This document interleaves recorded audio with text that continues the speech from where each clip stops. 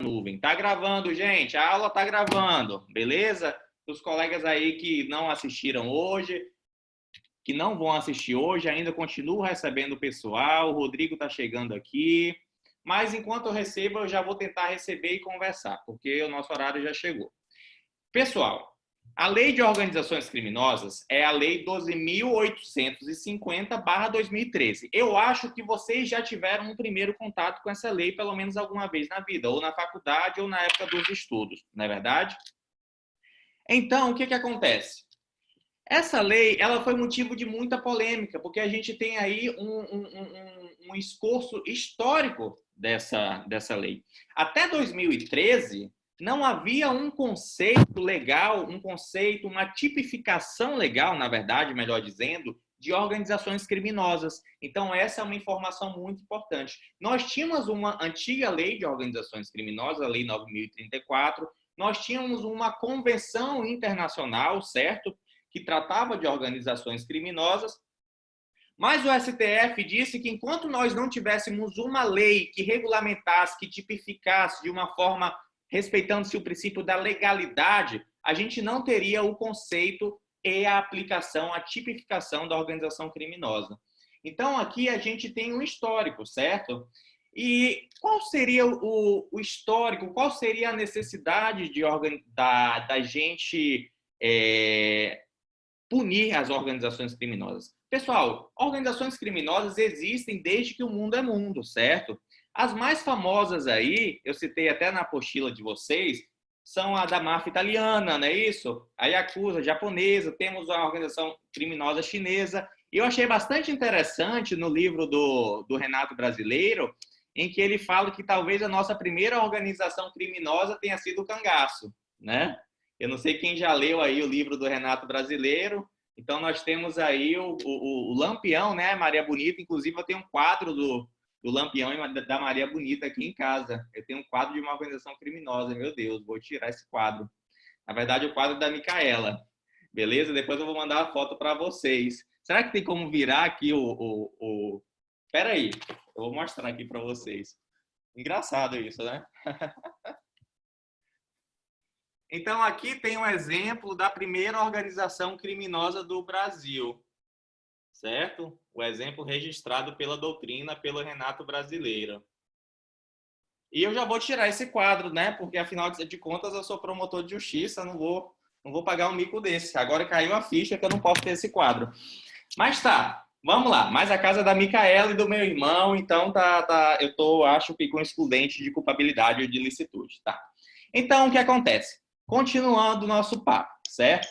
Acontece que no Brasil, a partir dos anos 80 e anos 90, nós tivemos um grande aumento exponencial dessas organizações, certo? Dessas estruturas empresariais ilícitas, dessas organizações voltadas para o cometimento de crimes graves, organizações do terror, certo? Nós temos vários termos aí que a gente pode utilizar. E nós temos duas principais organizações aí no Brasil. Agora a gente tem também lá em Manaus, enfim, no Pará, em todo o país. Agora, citem quais são as duas principais organizações criminosas no Brasil. Podem escrever aí para mim, por favor. PCC, perfeito. O PCC é da onde? Comando Vermelho, perfeito. Comando Vermelho, salvo engano, é do Rio de Janeiro. O PCC é o primeiro comando da capital de São Paulo. Não é isso? Então, a partir daí, começou-se a ter que ter instrumentos, meios de obtenção de prova mais fortes que não aqueles tão somente documentais, tão somente testemunhais, certo? O Brasil era muito fraco nisso, em meios de obtenção de prova, de provas mais invasivas, certo? Não tinha essas leis. E a partir daí, a gente não tinha nem a colaboração premiada, para vocês terem a noção. Claro, em alguns dispositivos espaços, nós tínhamos aí, digamos assim, o início da previsão da colaboração premiada. Que dispositivo aí vocês poderiam me citar? Que, conforme a doutrina diz que é o primeiro aí a propor, de alguma forma, a colaboração premiada. Anotem. A Lei 8.072, certo? A Lei de Crimes Hediondos, ela prevê aí, primeiramente, uma possibilidade de delação premiada. Mas não só a Lei 8.072, outras leis posteriormente vieram a tratar do mesmo tema, o próprio Código Penal, certo? No artigo 159.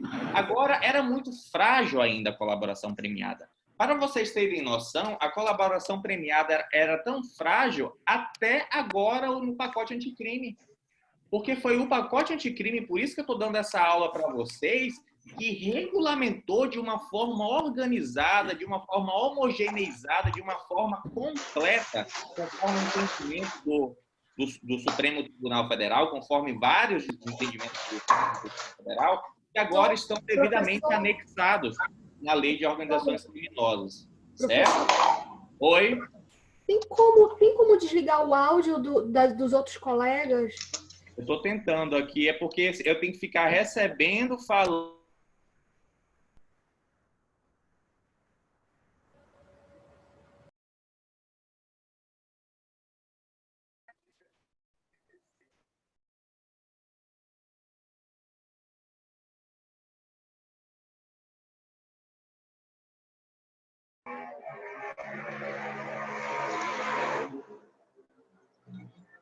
Alô, professor, o senhor desligou o seu. Pronto. Voltou? Voltou, sim. Gente, desliguem o áudio, por favor, todos vocês, para a gente não acontecer isso. Então, onde a gente parou? A gente já parou na história do cangaço, na história da Lei 9.034, mas o fato é que a gente não tinha uma regulação. Tínhamos até uma lei que previa, a Lei 12.600 e alguma coisa, que era a lei dos órgãos colegiados que podiam investigar organizações criminosas, mas que também não punia, não tinha um dispositivo penal sobre organizações criminosas, certo? Então, o artigo 1º veio resolver esse problema. O artigo 1º vem definir organizações criminosas, vem definir a investigação criminal, vem definir os meios de investigação de prova, certo? Então, aí, eu só queria que vocês percebessem, grifassem, isso aí é importante, ainda às vezes é cobrado no concurso, a polêmica da Convenção de Palermo. Se a Convenção de Palermo era aplicada ou não era aplicada no Brasil. O conceito de organização criminosa da Convenção de Palermo era aplicada no Brasil, gente? Me respondam aí, sim ou não?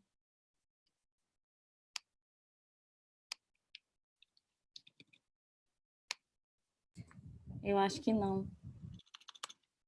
Chegou a ser aplicada no Brasil a Convenção de Palermo? Ela foi incorporada no Brasil.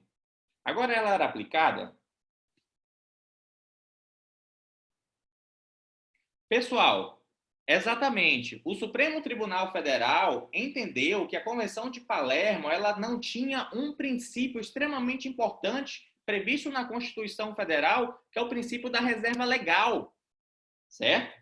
Ela é só quem pode definir um crime, tipificar um crime no Brasil, gente, naturalmente é o legislador brasileiro. A gente não pode aceitar a tipificação de crimes que sejam através de convenções internacionais. Então, a grande polêmica da Convenção de Palermo é porque nós tínhamos uma determinada lei, né, salvo a lei de lavagem de capitais, em que falava que um dos crimes antecedentes, na época que tinha crimes antecedentes, era de organizações criminosas. Mas aí os juristas pensavam, mas que crime antecedente de organização criminosa é esse se não existe a tipificação da organização criminosa no Brasil? Ou seja, em primeiro lugar, a Convenção de Palermo, gente, esqueçam, ela não serve para nada, certo?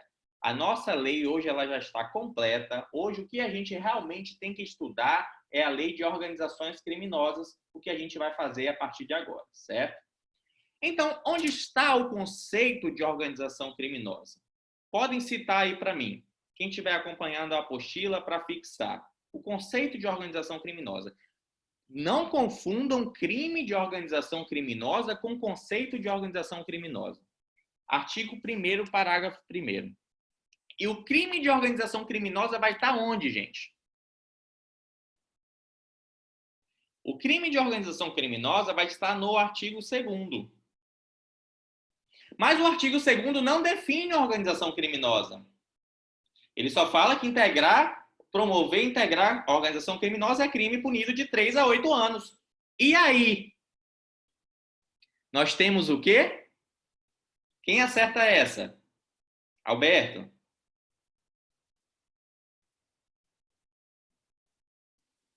Nós temos isso aí, gente. Anotem. Grifem. Desenhem. Penal em branco homogênea. Norma penal em branco homogênea. Por que homogênea? Porque o próprio conceito de organizações criminosas está onde? Está no artigo 1º, parágrafo 1º. Pessoal, essa lei é mais embaixo. Ela não é tão simples como as outras que a gente estava trabalhando. Mas está dando para entender? Preciso de um sim aí para a gente continuar, beleza? Tá ok? Tá funcionando, né? Beleza, perfeito. Então, vamos agora partir para o conceito de organização criminosa, tá? Organização criminosa, conforme prevê o artigo 1º, parágrafo 1º, é uma associação de 4 pessoas, né? 4 ou mais pessoas. Esse ponto é extremamente importante para concurso. Por quê? Porque se for a associação criminosa do artigo 288 do Código Penal, são quantas pessoas? 6. Se for a associação criminosa prevista na lei de droga, para o tráfico de drogas, são quantas pessoas? 2. Isso aí chove em concurso. E, pasme, eu já caí numa pegadinha dessa, certo? Então, não sei se só foi eu, se mais alguém deve ter caído nessa pegadinha. Olha, homovitelínea, por estar na mesma lei, ou seja, é uma norma penal homogênea homovitelínea, não é isso, Alberto? Perfeito, perfeito. Excelente. Então nós já sabemos que para que exista uma organização criminosa, nós precisamos de 4 pessoas, tá? Essas pessoas precisam estar estruturalmente ordenadas para cometimento de crimes? Sim, gente. Sim. Existir uma hierarquia, uma estrutura, uma forma de empresa, certo? Uma organização, nem que seja informal, tem que existir essa organização, entendeu? E aí que a gente diferencia do concurso de pessoas. O concurso de pessoas é assim, chega eu, a Tássia Bravo, o Alberto e sei lá mais quem, a gente faz, bora furtar? Bora quebrar uma loja aí e furtar? Isso aqui é um concurso de pessoas, não é isso? Foi só no momento que a gente deu a doida, quis fazer isso depois de uma festa, não é isso? Todo mundo bebeu um pouquinho aí. Olha, vai sobrar sempre para o Alberto, para a Tássia Bravo, para os nomes que eu vou mais lembrando, para a Priscila, tá bom, gente? Mas aí o que acontece? Eu, a Tássia Bravo e o Alberto, nós decidimos quebrar uma loja e roubar um iPhone, e furtar um iPhone. Vocês conseguem enxergar uma organização criminosa nesse caso? Não. Vocês conseguem enxergar uma associação criminosa?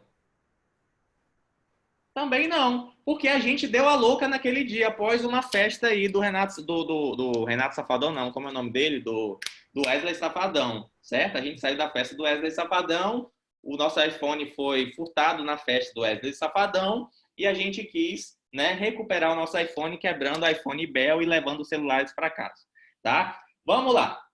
Então, na organização criminosa é diferente, certo? Renato Safadão foi foda, né? Pra vocês verem como que eu tô ligado nas coisas.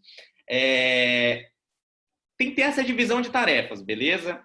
Tem que ter uma estrutura, uma ordenação, e toda organização criminosa naturalmente vai ter um líder ou 2 líderes. Pode ser uma organização criminosa em que existem 2 líderes compartilhando a liderança, né? Ou até tripartite. Em Roma nós tivemos isso, liderança tripartite. Por que não? Então, o que acontece? O que eu quero demonstrar para vocês, a gente vai passar um tempinho, né, nessa parte inicial, porque vocês conseguindo entender o conceito básico de organização criminosa, a coisa flui na cabeça, certo? Então percebam, pensa a organização criminosa como uma empresa. Mas pense como uma empresa voltada para o cometimento de crimes, certo? Pense numa empresa voltada para o cometimento de crimes. Agora, são quaisquer crimes que essa organização criminosa poderá praticar para ser considerada organização criminosa? E aí?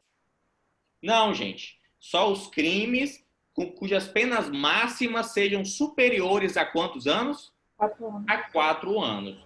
Ou seja, a pegadinha de prova pode ser pena máxima de 4 anos. Mas o artigo, parágrafo 1º, nessa norma penal em branco, fala que seja superior a 4 anos. Estou recebendo mais de uma pessoa aqui. 76 pessoas na aula, gente.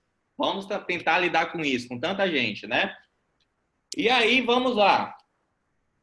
ou que sejam de caráter transnacional. Quando eu falo de caráter transnacional, independe da quantidade de anos? Sim. Não. Não. Não. Independe da Não. quantidade de anos, depende da quantidade de anos se for infração penal cuja pena máxima seja superior a 4 anos. Agora, se for de caráter transnacional, Independe. Independe. Independe. Ah, Exatamente. sim. Agora que entendi. Independe.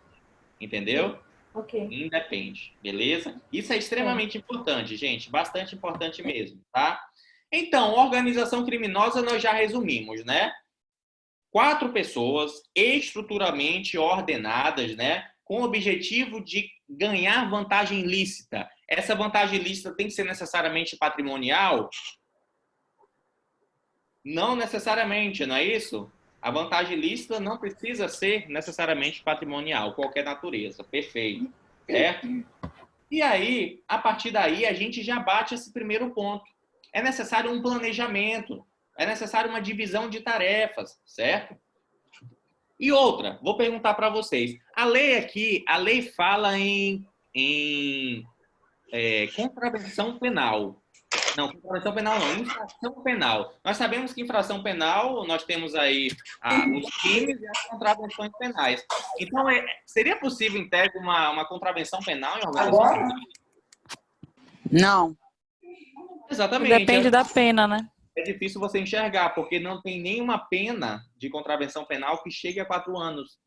E os crimes de caráter transnacionais também eu não consigo enxergar, né, a contravenção penal. Então, dessa forma, o próprio Renato brasileiro fala que, em que pese falar em infração penal, você tem que interpretar mais como crime, tá bom, gente? 9 horas, 10, de 9 às 10. 8 mesmo.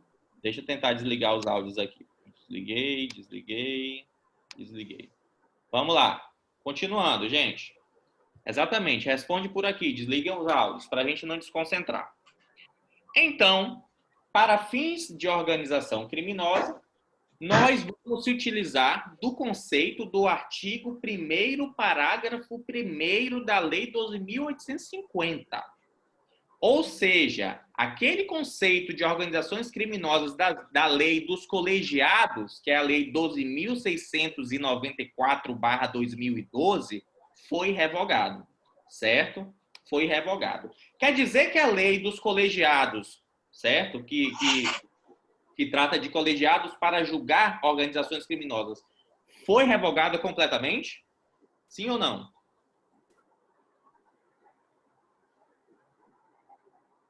Não, ela não foi revogada. Ela foi revogada tão somente no conceito de organização criminosa que era incompleto, tá bom? Então, beleza.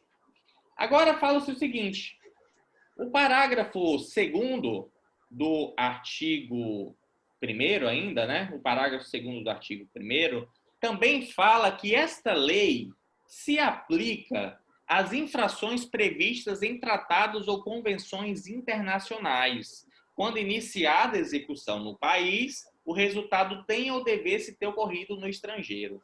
Gente, não caiam em pegadinha. Aqui o que se está dizendo é o seguinte, qualquer crime relacionado a infrações penais que estão em tratados, certo? Por exemplo, tráfico transnacional de drogas, em que sai de um país, vai para o outro, não quer dizer que necessariamente seja uma organização criminosa. Quer dizer que você vai poder se utilizar dos meios e instrumentos previstos na Lei 12.850/2013 para essas infrações penais. Sendo que essas infrações penais aqui também independem de pena, tá bom? Porque não necessariamente será uma organização criminosa, mas você vai poder se utilizar dos instrumentos e dos meios de organização criminosa para fins desse inciso 1. Compreenderam o raciocínio? Sim? Sim, né? Deu para entender, né? Os meios e instrumentos da organização criminosa, continuo recebendo pessoal, os meios e instrumentos da organização criminosa também podem ser usados para a investigação de organizações terroristas. Nós sabemos que os meios e instrumentos de organização criminosa são técnicas especiais de investigação que não estão lá no processo penal comum. Então, o legislador viu por bem, nessas duas situações que ele também acha grave, entender que nós podemos usar esses instrumentos. O que não quer dizer que eles estão cometendo crime de organização criminosa do artigo 2º. Pelo amor de Deus. É esse o raciocínio.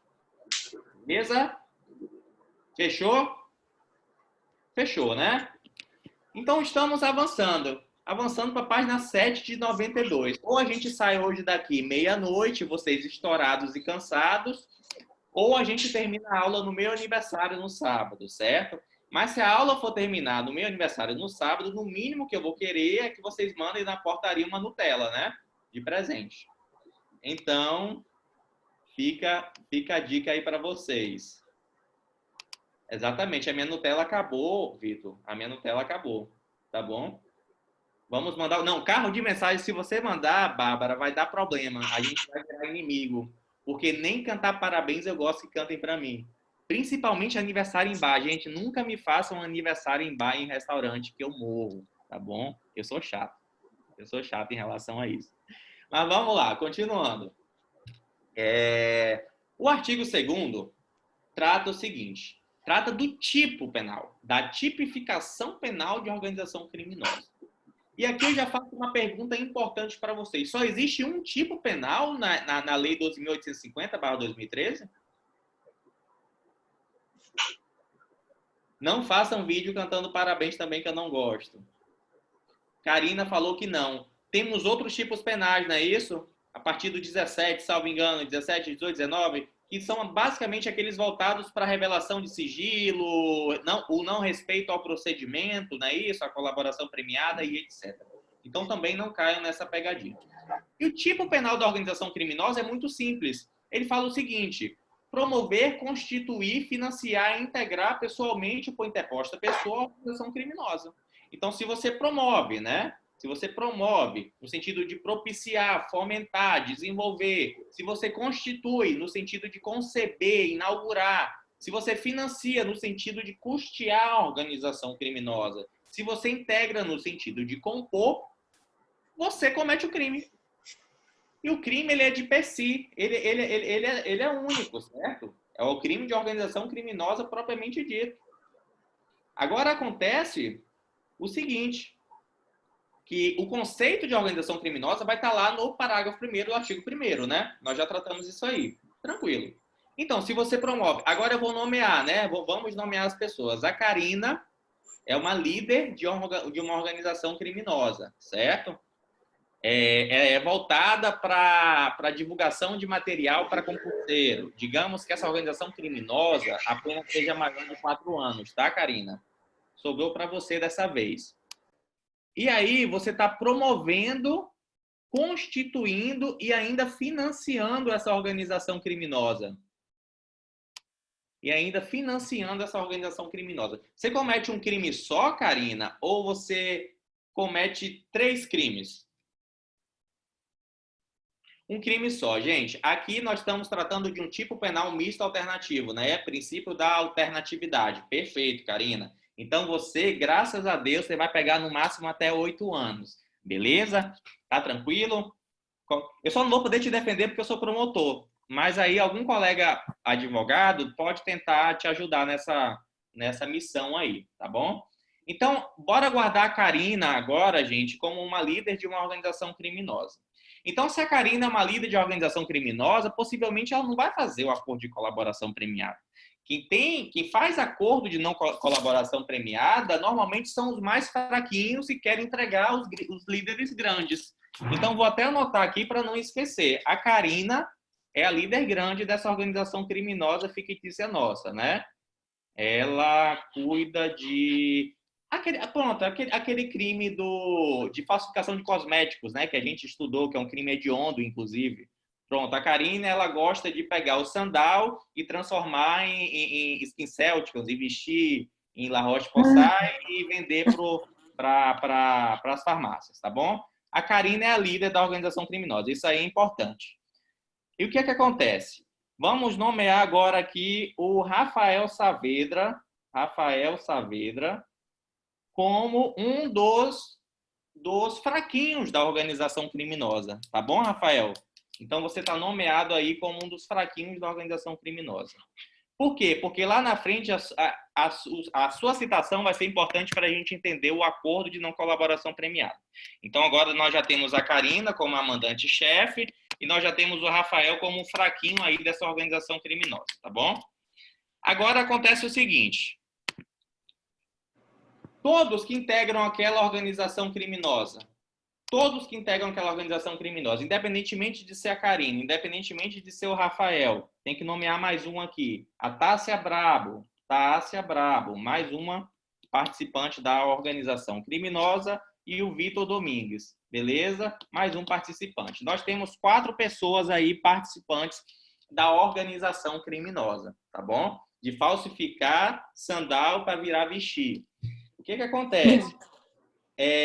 O que acontece? Vocês 4 vão responder pelo delito do artigo 2º? Sim, vão responder. Vocês vão responder em concurso material com o delito do crime hediondo lá da falsificação de medicamento? Sim. Sim. Gente, o crime de organização criminosa, ele é sempre voltado, não necessariamente precisa de outro, mas normalmente tem outro. Então, você responde pelo crime de organização criminosa em concurso material com outro crime. Tá bom? Compreenderam isso aí? Por quê? Porque isso é importante. Não confundam. O delito de organização criminosa é formal ou material? Bora lá, líder. Karina.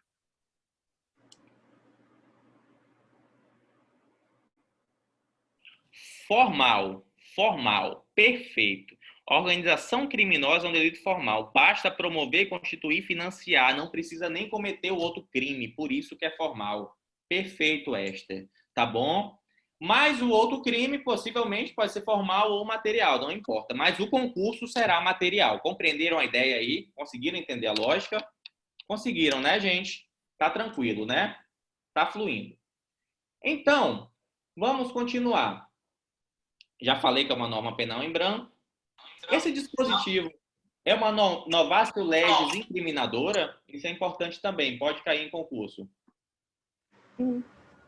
Sim, é uma novatio legis incriminadora, tá? Até então não tinha o delito de organização criminosa, agora tem o delito de organização criminosa, então é uma novatio legis incriminadora. Outra pergunta que eu faço para vocês: admite tentativa do crime de organização criminosa, a famosa conatus? Não. Não admite tentativa, exatamente. Quem está com cadernão aí, se fosse eu, estaria com cadernão raiz, para depois revisar com a apostila, não admite tentativa, tá bom? O crime de organização criminosa não admite tentativa. E o crime de organização criminosa também é formal, não é isso? É formal. E ele também, gente, é de concurso necessário. O que é concurso necessário? Plurissubjetivo, né? Plurissubjetivo, perfeito, plurissubjetivo, tá bom? O bem tutelado da organização criminosa, do caput da organização criminosa, é o quê? A paz. A paz pública. A paz pública, tá bom? O bem tutelado é a paz pública. Por que isso é importante? Porque nós temos um outro tipo penal previsto aonde, gente? Previsto no parágrafo 1º do artigo 2º. Já perceberam isso? Desative o som. Vão sempre escrevendo, gente, por aqui. Nós temos um outro tipo penal que pune da mesma forma, ou seja, reclusão de 3 a 8 anos, para quem pratica o que está no artigo 1º, parágrafo, no artigo 2º, parágrafo 1º. Mas depois a gente vai ver isso. Agora, bora lá. O que seria crime organizado por natureza e crime organizado por extensão?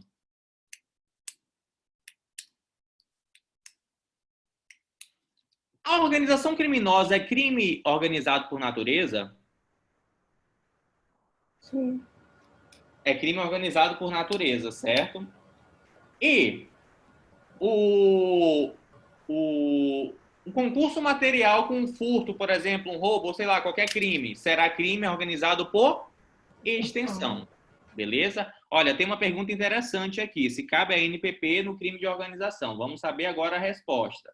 Vamos no artigo 2º, promover, constituir, financiar, integrar pessoalmente predeposta pessoa organização criminosa. Se não houver esse crime em si, que é separado do outro crime que pode ter grave violência ou não, se você cometer só o crime de organização criminosa, vai caber o acordo de não persecução penal, porque a pena mínima tem que ser abaixo de 4 anos, não é isso? Agora, naturalmente, você comete esse crime com outro crime. Aí você tem que verificar se tem os requisitos, tá bom? Fechou? A organização criminosa é crime hediondo, pessoal? Depende, perfeito. Se a organização criminosa for voltada para a prática de crime hediondo, nesse caso, Karina, você estaria cometendo um crime de organização criminosa hediondo? Sim. Lembra que a gente trabalhou na aula passada que falsificação de cosméticos é crime hediondo? Perfeito. Então, a Karina, o Rafael, a Tássia e o Vitor estariam cometendo crime de organização criminosa hediondo. Mas o crime de organização criminosa não é hediondo em regra, tá bom? Não é hediondo em regra. Só se você praticar em concurso material com um crime hediondo. Pessoal, a aula tá tranquila? Estão entendendo? Estão compreendendo? Tá fluindo? Perfeito. Se o professor for chato, pode ir saindo, não tem problema, tá bom? Vamos lá. Parágrafo 2º. O crime do parágrafo 2º é o crime de obstrução ou embaraço de investigação à infração penal. É aquela pessoa que quer bagunçar a investigação, certo? Ela impede ou ela embaraça a investigação, certo? De infração penal que envolva a organização criminosa. Pode ser praticado por servidor público, pode ser praticado por qualquer pessoa, certo?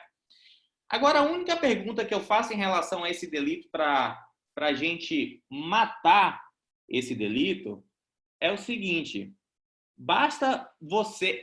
aqui, quando se fala investigação de infração penal, a gente está tratando só do embaraçamento ou do impedimento do inquérito policial ou do PIC, ou também do processo penal?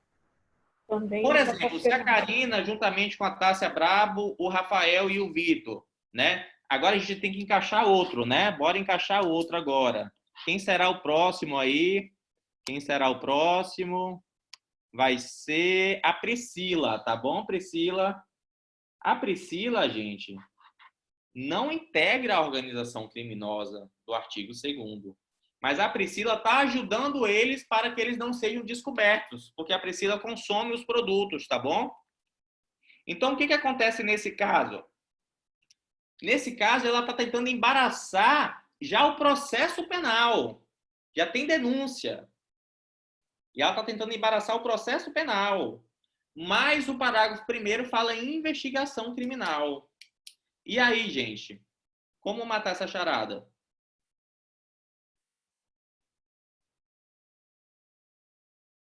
Gente, o NUT, juntamente com a 5ª turma do STJ, concluíram que é investigação criminal e processo penal.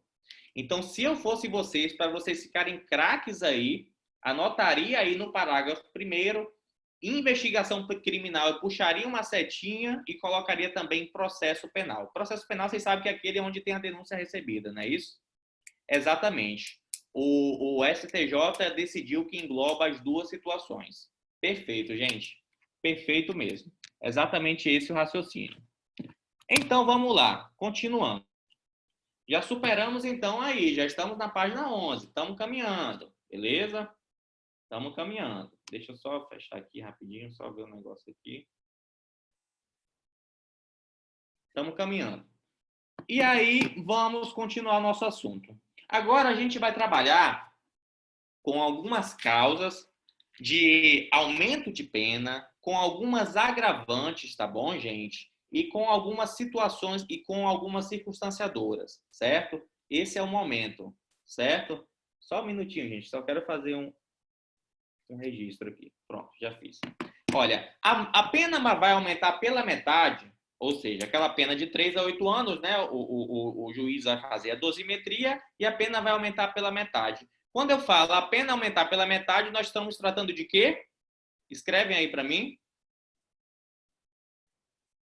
De causa de aumento. Vai ser analisada onde? Na terceira fase, não é isso? Não, causa de aumento, tá bom, gente? Vai ser analisada na terceira fase. Então, essa é uma majorante do emprego de arma de fogo. O juiz coloca a pena base e depois aumenta a pena pela metade. Esse emprego de arma de fogo pode ser qualquer arma de fogo. Você vê que o tipo é bem genérico. Pode ser qualquer arma de fogo, tá bom? Perfeito. Perfeito. Agora, nós temos uma agravante. Agravante é diferente de majorante. Por quê, Karina, líder da organização criminosa? Agravante, gente, será analisada na segunda fase da dosimetria da pena. Perfeito? Exatamente, Abel. Daqui a pouco eu vou te incluir também aí, Abel. A agravante também, Luciano também. Eu acho que tem muita gente aí para a gente incluir aqui nos nossos exemplos. Agravante. Aqui a gente vai tratar de uma agravante. A agravante não tem a quantidade, né? O juiz vai fazer a proporção. A pena será agravada para quem? Para quem exerce o comando individual ou coletivo. A pena será agravada, então, para quem? Para a Karina. Exatamente. Podem colocar o nome dela, Karina. Certo? A pena será agravada para a Karina. Mas não tem a quantidade. Lembra, não esqueçam, em relação à arma, nós temos uma causa de aumento obrigatória de metade. Aqui nós temos o quê? Aqui nós temos uma agravante, tá bom? E se a Karina usava a arma de fogo, ela vai ter o aumento mais a agravante, tá bom, Karina? Vai ter o aumento mais agravante. Quem exerce o comando pode se beneficiar da delação? A doutrina entende que indica-se que não, Rafael. Não tem sentido, porque a ideia da delação premiada, da colaboração premiada, é você buscar o mandante e desmantelar toda a organização, tá bom? Então, você tem que buscar fazer colaborações premiadas com os pequenos. Então, você não vai fazer colaboração premiada com a Karina. Eu posso fazer colaboração premiada contigo, com a Tassa, com o Vitor e com a Priscila, tá bom? Beleza? Show, né? Exatamente. Vamos lá. A pena aumentada de 1/6 a 2/3. Aqui a gente tem causa de aumento de pena, tá bom, gente? A pena aumentada de 1/6 a 2/3. Se há participação de criança e adolescente, se há concurso de funcionário público, ou se o produto ou proveito da infração penal destinasse no todo ou em parte no exterior, ou se a organização criminosa mantém conexão com outras organizações criminosas. Então, aqui, mais uma vez, pessoal, nós estamos tratando de causa de aumento de pena. Então, o que vocês precisam de decorar em relação à causa de aumento de pena é em relação à arma de fogo, porque a pena é aumentada pela metade, não é isso? Em relação às outras, já ligue na cabeça que a causa de aumento de pena é menor, porque não é tão grave quanto a arma de fogo. Então, a causa de aumento de pena vai ser de 1/6 a 2/3, beleza? Se for essas situações aí que, enfim, eu não preciso aprofundar, vocês podem ler tranquilamente na apostila de vocês, tá bom? Vamos ver se tem alguma pergunta aqui. Mesmo a Priscila não integrando a organização criminosa, ela poderia fazer a delação? Se ela tiver informações dentro dessa organização criminosa, a Priscila poderia fazer sim essa delação premiada. Até porque ela vai estar cometendo um crime, ela vai estar cometendo o crime do parágrafo 1º, lembra? Do artigo 2º. Então, ela pode se beneficiar de alguma causa de diminuição, perdão judicial ou não oferecimento da denúncia, se ela souber tudo o que está acontecendo lá na organização criminosa da Karina. Beleza? Fechou? Vamos lá, continuando, pessoal. Agora, digamos, bora encaixar mais uma pessoa aqui na história, né? Sobrou para o Abel. Bora lá, Abel. Eu preciso anotar aqui para depois não me atrapalhar. Abel é funcionário público. E o Abel é funcionário público, trabalha dentro da polícia e está dando informações para a Karina, falando, olha, vão te pegar, certo? Vão te pegar, já está tendo investigação. E o Abel também participa daquela organização criminosa. Então, você começa a identificar que ele está infiltrado dentro dessa organização criminosa, não como um agente infiltrado, mas como um participante dessa organização criminosa. Beleza? Então, o que acontece nesse caso? Se tiver indícios suficientes, quando a gente fala indícios suficientes, a gente está falando aqui do fumus comitis delictis e do periculo in mora. Para comprovar, ou seja, não precisa da prova concreta, indícios que o Abel participe dessa organização criminosa, a gente pode afastá-lo cautelarmente do cargo? Sim ou não? Exatamente, é isso que diz o parágrafo 1º. Anota aí, o parágrafo 5º. Anota aí que Abel pode ser afastado, tá bom, gente? Do cargo, tá bom? Afastamento cautelar do cargo. No afastamento cautelar do cargo tem remuneração. Porque, por exemplo, podemos estar sendo injusto com Abel, pode Abel chegar lá e demonstrar que ele não é um criminoso, que aquilo tudo foi uma farsa, uma montagem contra ele, beleza? Então aí não tem prejuízo. Agora, se houver a condenação com trânsito em julgado contra Abel, haverá o quê, gente?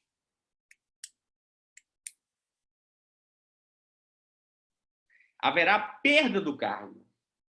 Essa perda do cargo é automática? Essa perda do cargo será automática, conforme a lei de tortura também, certo? Aqui a gente não vai analisar aquelas regras do artigo 92 em que o juiz tem que fundamentar. Se Abel participou de uma organização criminosa, se Abel era um servidor público, ele vai ter que perder o seu cargo, tá bom? Vai perder o seu cargo. Neste caso, naturalmente, haverá o quê? Prejuízo da remuneração, correto? Neste caso, haverá prejuízo Quanto tempo ele pode ficar afastado cautelarmente? Não existe um prazo, né? Mas que seja o mais breve possível, até para o Estado não ficar gastando esse dinheiro e para você concluir rapidamente o processo. A gente vai ver lá na frente que o processo de organização criminosa tem que ser concluído em até 240 dias. Então, você pode pensar dessa forma, que ele pode ficar afastado por 240 dias. Tá bom?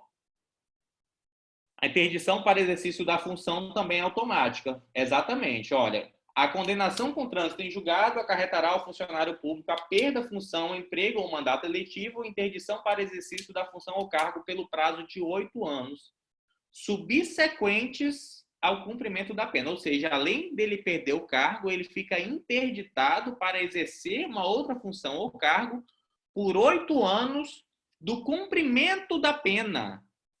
Ou seja, Abel vai ter que fazer o pedido de reabilitação criminal. E a partir do momento em que ele faz o pedido de reabilitação, após cumprir toda a pena, que você vai começar a contar os 8 anos. Compreenderam?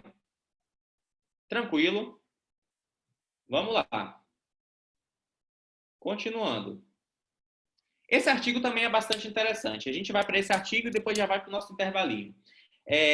Se houver indícios de participação de policial no crime de que trata essa lei, no crime de organizações criminosas, a Corregedoria de Polícia instaurará inquérito policial, olha que estranho isso, instaurará inquérito policial e comunicará ao Ministério Público, que designará um membro para acompanhar para a sua conclusão.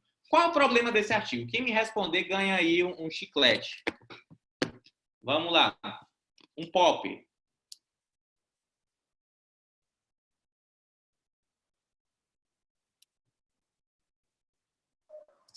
O MP vai estar atuando como defensor do policial, né, André?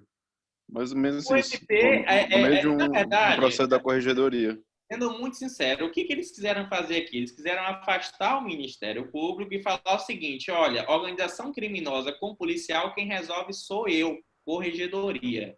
E aí vocês sabem o que acontece com o corporativismo. Não estou criticando todas, não é isso? Então, o que o parágrafo 7º queria era que o MP tão somente acompanhasse como controle externo da atividade policial aquele inquérito policial instaurado pela corregedoria. Não tem lógica isso aí. O MP ele pode meter o bedelho onde ele quiser, o poder requisitório do MP é amplo. Então, se o MP quiser instaurar, inclusive, um pique contra esse policial do parágrafo 7º, ele pode. Se o MP quiser requisitar um inquérito policial por um delegado de polícia civil para que investigue esse policial militar, ele pode também. Exatamente.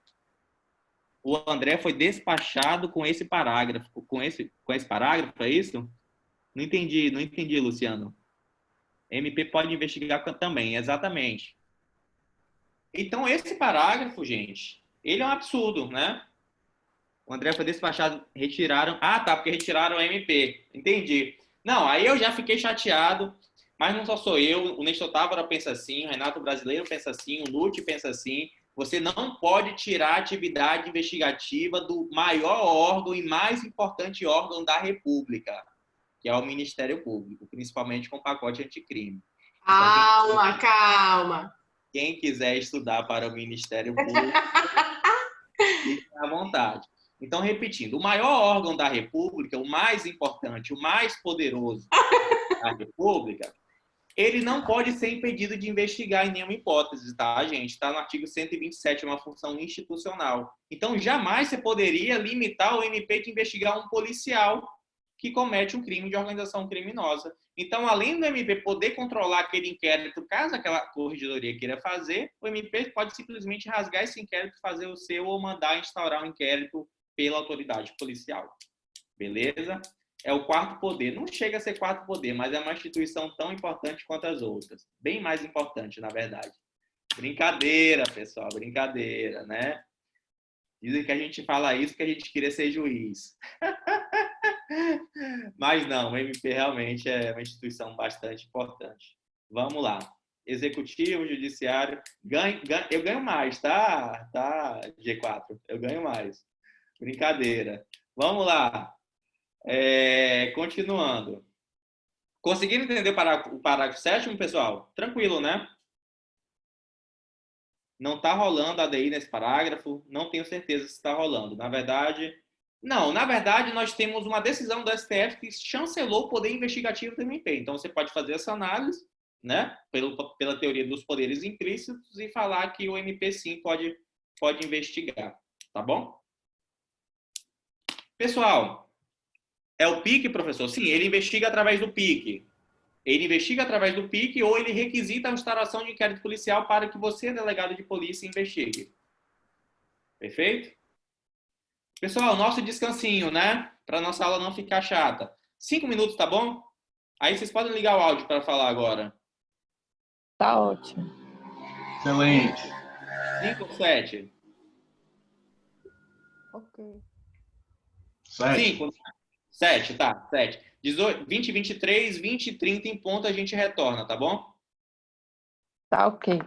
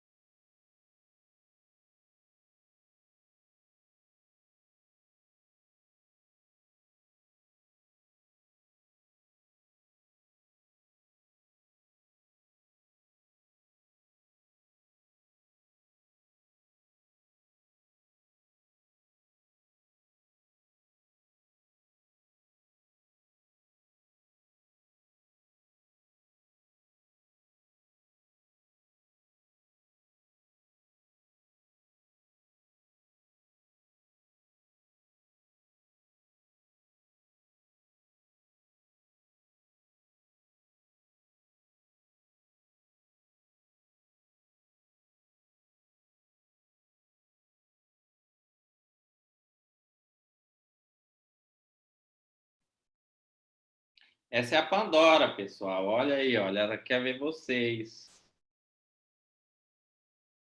Quem quiser ficar batendo papo com a Pandora. Não estou afim de intervalo, por mim eu já estava continuando a aula. Podem ligar o áudio agora, bora relaxar um pouquinho. Linda!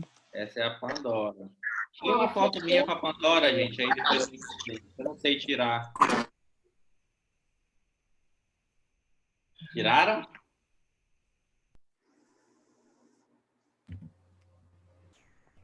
Tiraram? Tirei. Ótimo, depois me manda. Tem um outro passeando ali embaixo da mesa, professor. Tem a Vicky, exatamente. Tem a Vicky e tem a Panda. São 3 cachorrinhos. Aí, mas essa aqui, ela é engraçada, porque ela é bem apegada a mim e ela dorme comigo, né? Aí, ela dorme abraçada mesmo, ela gruda em mim e a gente dorme junto. É lindo. Abre imagem em você. Como assim abre imagem em mim?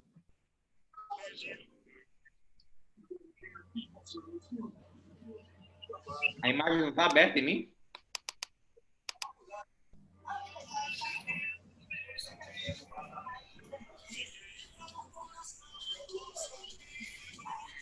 Olha aí, pessoal. Fiz uma imagem diferente. Aparece todo mundo agora, né? Tá aparecendo todo mundo aí? Acho que tá, né? Só aparece para quem colocar exibição em galeria. Ah, entendi. É bom que a gente vai aprendendo. Sair da tela cheia. Aí agora ficou diferente. Modo de exibição. Voltou. Só tá eu agora, né? Uhum. Ah, tá. Daqui 3 minutos a gente começa.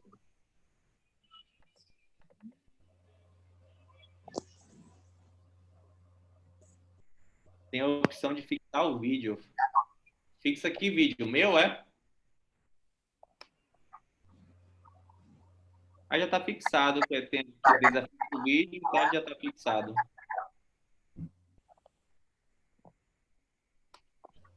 A Pandorinha gosta de mim mesmo. É mais apegada. A Vicky é mais autista. Vem, Vicky. Vem. Vem, filha.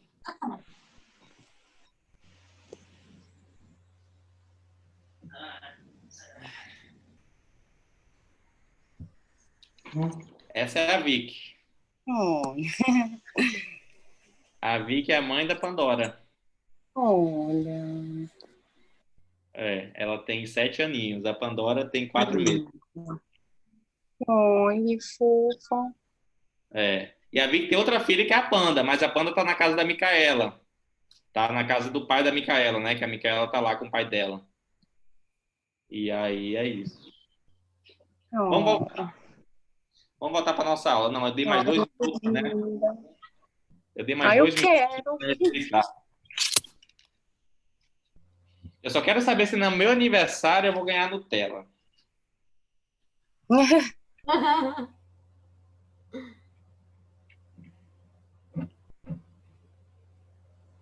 De onde eu falo?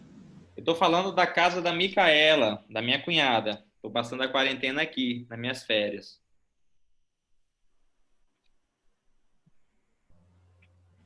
Estado Pará, exatamente.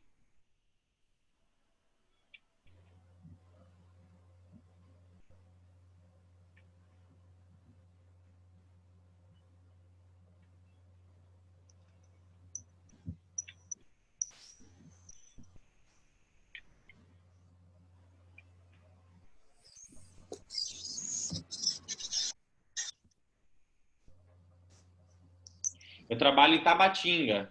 Trabalho em Tabatinga. Por conta da pandemia, e eu tenho asma, não tenho grupo de risco, eu fui autorizado a fazer trabalho remoto. E agora eu estou de férias. Mas minhas férias já estão acabando e eu vou acabar minhas aulas com vocês, pessoal. Infelizmente. Infelizmente. Minhas férias estão acabando. Final de semana agora acaba. E aí encerra um pouco as aulas. Mas eu vou tentar, de alguma forma, conciliar aí. Vai ter essa live ainda. Eu acho que vou até adiar mais 10 dias das férias também, para esperar passar. Pode ser, pode gravar de Tabatinga também. A internet lá tá começando a melhorar. Eu acho que a gente consegue gravar para Tabatinga. Vamos lá, gente, voltando. Receber aqui o Péricles, receber o Alexandre.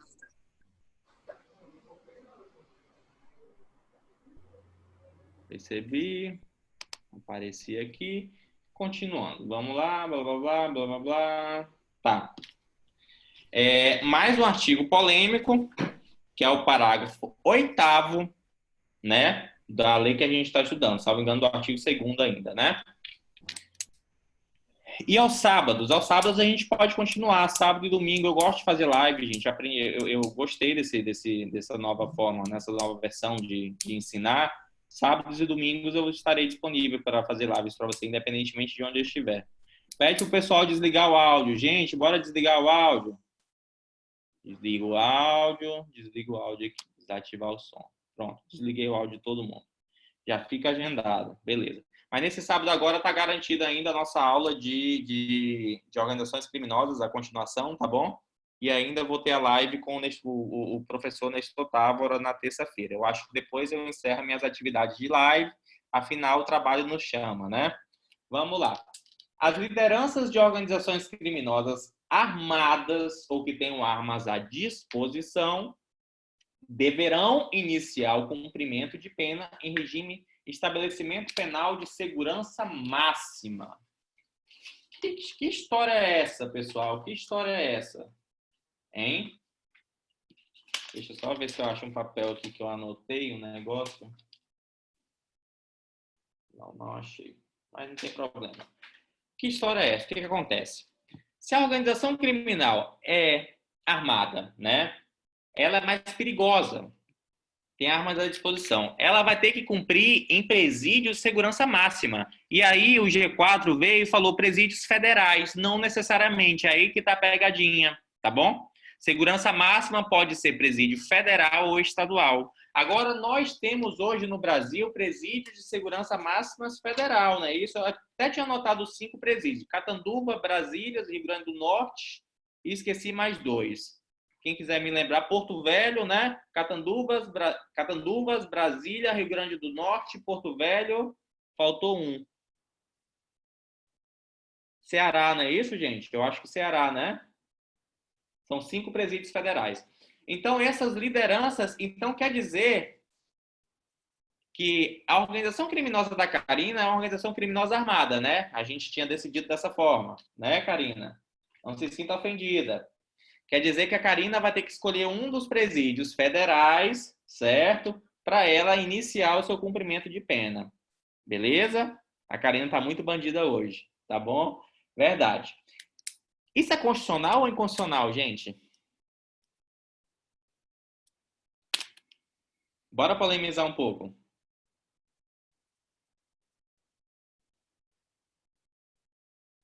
Segundo a lei de execução penal, fala sobre os estados, os municípios terem cadeia pública para a pessoa cumprir ali próximo da família, né? A discussão. Se você parte de uma vertente de defensoria pública, você pode defender que, independentemente de ser uma organização criminosa armada, ele vai ficar longe do seu seio familiar, vai dificultar a sua ressocialização e tudo isso. Eu entendo que é constitucional, certo? É uma decisão legislativa, nesse caso, em que busca-se que aqueles líderes, aquelas pessoas mais perigosas, que inclusive se utilizam de armas para roubos, sequestros, assaltos, dentre tantos outros crimes graves, cumpram a pena de uma forma mais severa. E quem decide se você vai cumprir uma pena de uma forma mais severa ou não é o Estado, certo? Independentemente de onde seja. A execução cabe ao Poder Executivo, não é isso? Tem o juiz de execução, mas a execução cabe ao Poder Executivo. Então, eu entendo que esse dispositivo vai ser declarado constitucional pelo Supremo. Até porque o Supremo, pessoal, está com uma linha um pouco mais punitivista, certo? Então, partindo-se dessa premissa mais punitivista do Supremo Tribunal Federal, eu entendo que vai ser declarado constitucional essa regra aí. E percebam que não dá, o Alberto está falando aqui, terceira velocidade, né? Talvez direito penal do inimigo, algo do tipo. Podemos discutir sobre isso, mas para fins de concurso e para fins de vocês que vão estudar para delegado, principalmente, eu acho que é a maioria aqui, e eu acho que, independentemente de se estudar para delegado ou não, você pode até fazer a crítica, mas o Supremo vai entender que isso aí vai ser constitucional. É uma aposta minha. E você vê que deverão iniciar o cumprimento de pena, né? Em presídios especiais de segurança máxima, certo? Lembrando que... o parágrafo 9º. O parágrafo 9º também é bastante polêmico. Vamos lá para o parágrafo 9º. Karina, o parágrafo 9º fala o seguinte: O condenado expressamente em sentença por integrar organização criminosa ou por crime praticado por meio de organização criminosa não poderá progredir de regime de cumprimento de pena ou obter o livramento condicional se houver elementos probatórios que indiquem a manutenção do vínculo associativo. Constitucional ou inconstitucional, gente?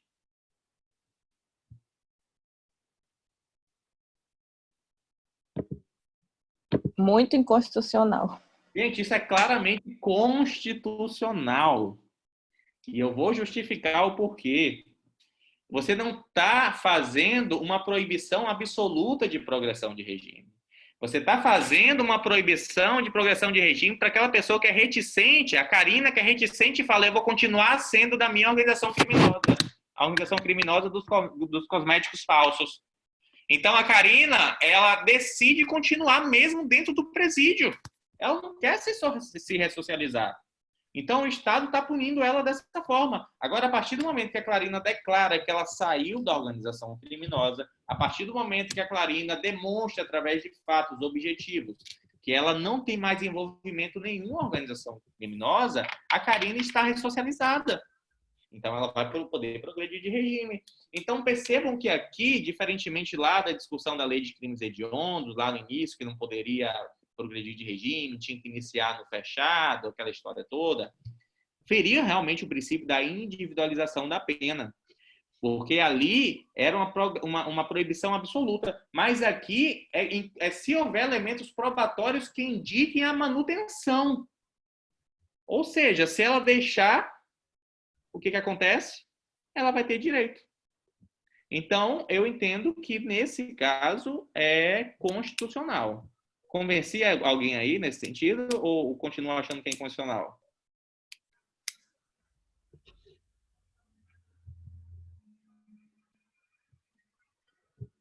O Alberto, acho que falou um negócio aqui que é interessante, que ele diz que não tem como a pessoa ter bom comportamento, que é um dos requisitos de livramento, se ela continuar com a manutenção do vínculo, né? Exatamente, exatamente. Pode partir por esse raciocínio também. Então, mais um fundamento para você demonstrar que é constitucional. Aqui é Delta, não precisa convencer. Gostei. Olha aí. Quem mais é Delta, gente? Escreve aí, Delta. Delta tem que ser jogo duro. Oi. Sobre a questão do bom comportamento aí, eu até discordo, porque geralmente líder de facção dentro da unidade prisional, ele não dá trabalho. Não dá trabalho, né? Ele vai tentar disfarçar, não é isso? Mas, assim, mesmo não dando trabalho, a gente não pode considerar que ele tem um bom comportamento se ele é o líder de facção, né? Então, foi por isso que eu perguntei aí no chat, como poderia se comprovar esse vínculo, essa manutenção aí? Aí eu concordo contigo. O vínculo, aí a comprovação, o ônus é do Estado. Vai ter que ser do diretor do presídio. Ele que vai ter que comunicar ao juiz que aquela pessoa continua com vínculo, talvez viu, sei lá, no celular dela, viu em alguma carta, que você sabe que você pode abrir carta em presídio, não é isso? Ou através da movimentação dentro do presídio, demonstrando que ele é uma pessoa que está controlando tudo ali. Dessa forma, se comprova. Beleza?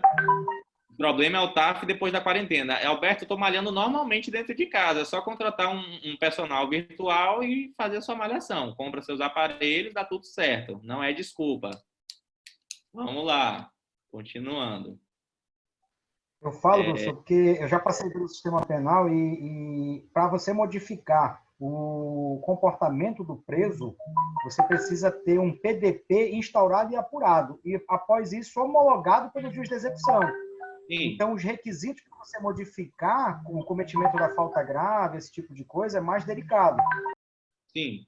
Sim. Não, na verdade, esse artigo, esse parágrafo 9, eu também já participei do sistema penal, quando eu trabalhava aqui. Esse parágrafo 9 não anula a necessidade do PAD garantindo o contraditório por defesa. Inclusive, para ele comprovar que ele não é líder de organização criminosa. Ele entra com uma presunção que é, mas a partir daí o Estado vai ter que comprovar ou não se ele é, caso queira progredir ou não ele, entendeu? Seria mais ou menos esse o raciocínio. Mas o seu raciocínio está correto, sim. Vai ser muito ato discricionário aí. Exatamente. Vamos avançar, gente? Estamos agora na página 20 de 90. Em 2023 a gente termina essa aula. Em qualquer fase da persecução penal, serão permitidos, sem prejuízo de outras leis, os seguintes meios de obtenção de prova. Aqui eu só quero dizer o seguinte: são técnicas especiais de investigação.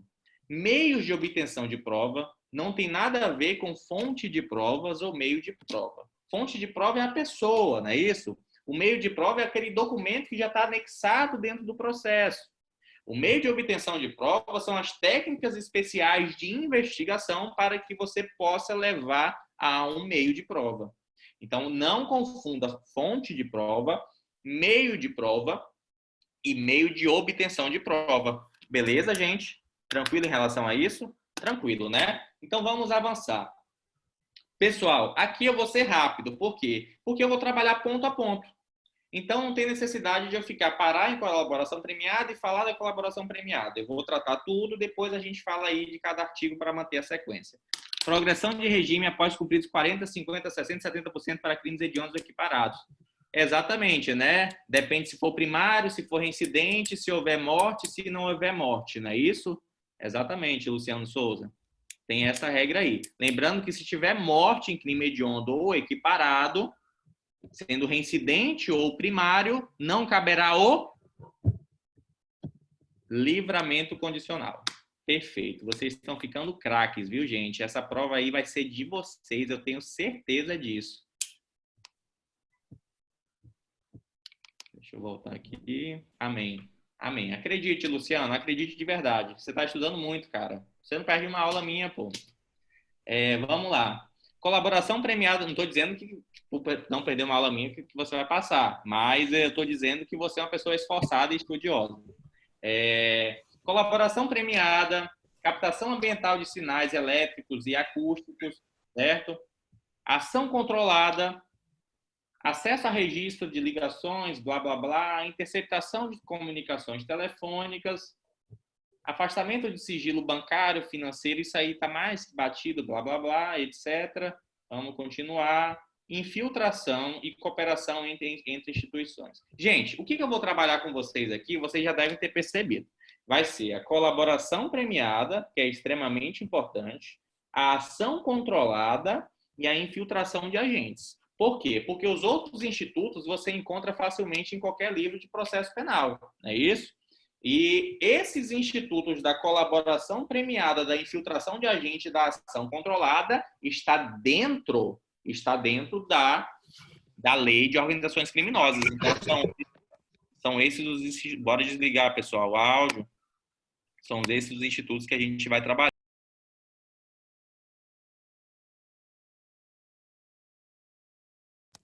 André, o teu som. Tá, voltou. Professor, e o advogado do cliente, que muitos... Calma aí. Eu não estou enxergando toda a pergunta. Professor, e o advogado cliente, que muitos emanam as ordens, anotam, repassam as ordens e são protegidos pelo sigilo e prerrogativa? Se você conseguir fazer toda a investigação e descobrir que ele faz parte da organização criminosa, ele vai ser investigado, tranquilamente. Não tem problema, não. Desde que se respeite as prerrogativas, a OAB participando, aquela história toda. Beleza? Continuando. Vamos lá.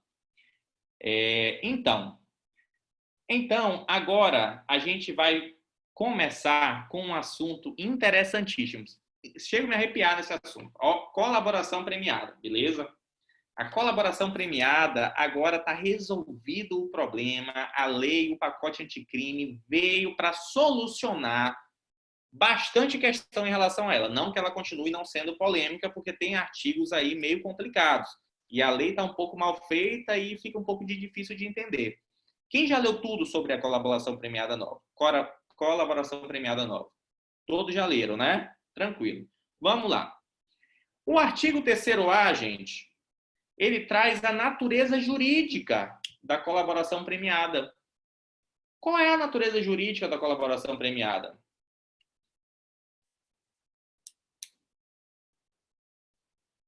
Negócio jurídico processual. Meio de obtenção de prova. Agora, qual é a natureza jurídica do acordo de colaboração premiada? Olha a diferença. A colaboração premiada é o instrumento em si, é o gênero, é um negócio jurídico. O acordo é aquele acordo formalizado, escrito, que vai ser anexado no processo, que inclusive você vai poder utilizar contra outras pessoas. Passa a ser o quê? Passa a ser obtenção de prova. Exatamente. A Karina fala que a homologatória seria a natureza jurídica. Não. A homologação vai ser feita pelo juiz, mas não é a natureza jurídica. Mas, nesse artigo 3º-A, eu quero que vocês coloquem o seguinte. Acordo de colaboração premiada, risquem aqui, acordo de colaboração premiada, puxem uma setinha e coloquem meio de obtenção de prova. E aí depois você risquem só a palavra colaboração premiada e coloquem negócio jurídico processual, porque o legislador fez uma confusão. Não tem como ser duas coisas ao mesmo tempo. O legislador quis dizer que era um negócio jurídico processual e um meio de obtenção de prova. Beleza, dá até para interpretar o artigo. Mas a colaboração premiada é um negócio jurídico processual. O acordo de não colaboração premiada é um meio de obtenção de prova. Gente, vocês entenderam esse assunto? Isso aí é muito importante para uma segunda fase aí de juiz, promotor e etc. Tá? Conseguiu bater? Professor, tranquilo, né? Oi? A colaboração premiada é negócio jurídico e a obtenção e o acordo é a obtenção de prova, isso. O acordo é meio de obtenção de prova, porque vai ser o acordo que vai ser anexado no processo e a partir daí você vai ter as provas, né? Tá, obrigada. Tá bom? Aqui, gente, eu fiz uma breve introdução às leis que tratavam de colaboração premiada, dá para vocês lerem com bastante calma. Não é a primeira, a Lei 12.850, tá bom? Nós temos aí a Lei de Drogas, a Lei de Lavagem de Capitais, a Lei de Proteção às Testemunhas, está tudo muito bem explicadinho na apostila. Eu acho que não é importante a gente trabalhar aqui agora nesse momento, não, certo? O importante é a gente trabalhar os artigos para fins de concurso, certo? Então, vamos lá. Perceba também que para que ocorra uma colaboração premiada, será necessária a utilidade e o interesse público. Porque muitas vezes estava acontecendo de o promotor de justiça discricionariamente realizar colaborações premiadas sem utilidade, sem interesse público, certo? Então, a colaboração premiada, conforme diz o Renato Brasileiro, ela depende de uma eficaz, certo? Uma eficaz obtenção de prova para que você consiga desmantelar a organização criminosa. Agora, quer dizer que a organização criminosa necessariamente vai ter que ser desmantelada? Aquela pessoa que celebrou a colaboração premiada necessariamente vai ter que desmantelar a organização criminosa? Não, não é isso que eu estou falando. Pode acontecer de ser tão complexo o sistema de você não conseguir chegar no líder, mas a pessoa ter cumprido todos os requisitos. Mas o que eu quero dizer que é necessário que você comprove desde o início que aquela colaboração premiada que você vai fazer seja eficaz, tá bom?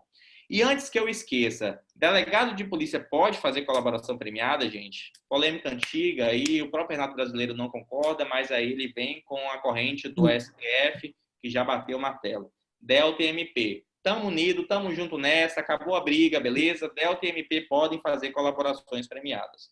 Tranquilo, gente? Vamos lá, avançando. A colaboração premiada fere o direito ao silêncio? O que vocês acham? Mande aí um sim ou não. Não fere o direito ao silêncio. Não fere o direito ao silêncio. Não existe um dever de silêncio, certo? O silêncio poderá ser rompido pelo investigado, desde que seja voluntariamente. Ele vai falar se ele quiser.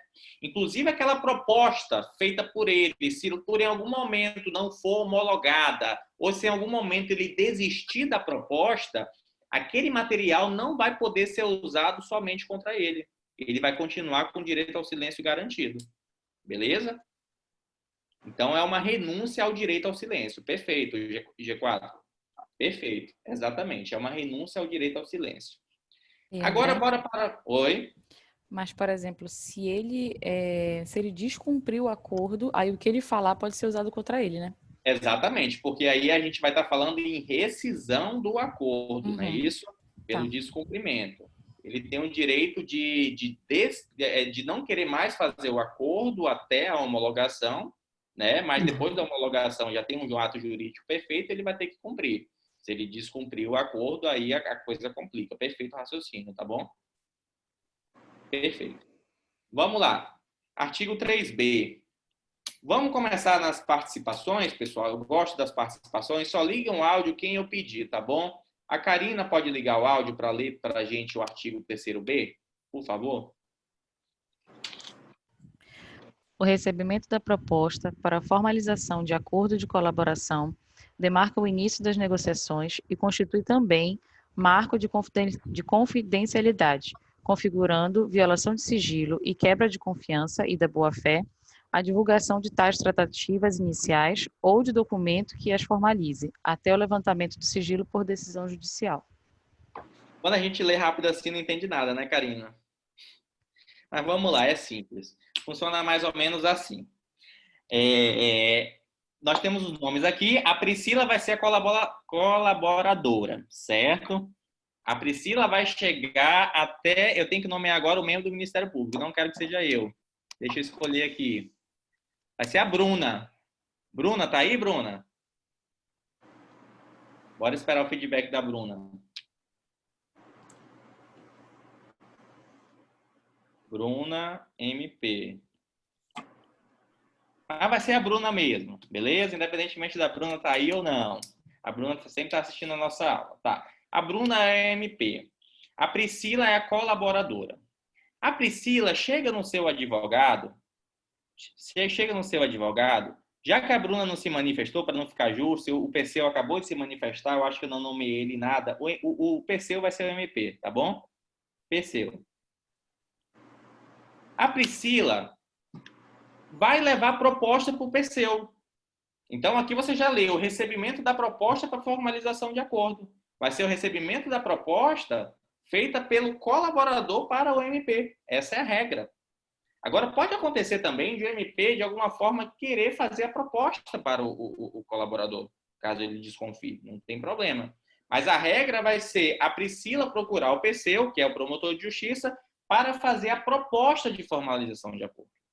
A partir desse momento, gente, já demarca o início das investigações, não tem nada registrado ainda, não tem nenhum termo de confidencialidade assinado, mas a partir desse momento nós já temos que começar a observar o princípio da boa-fé.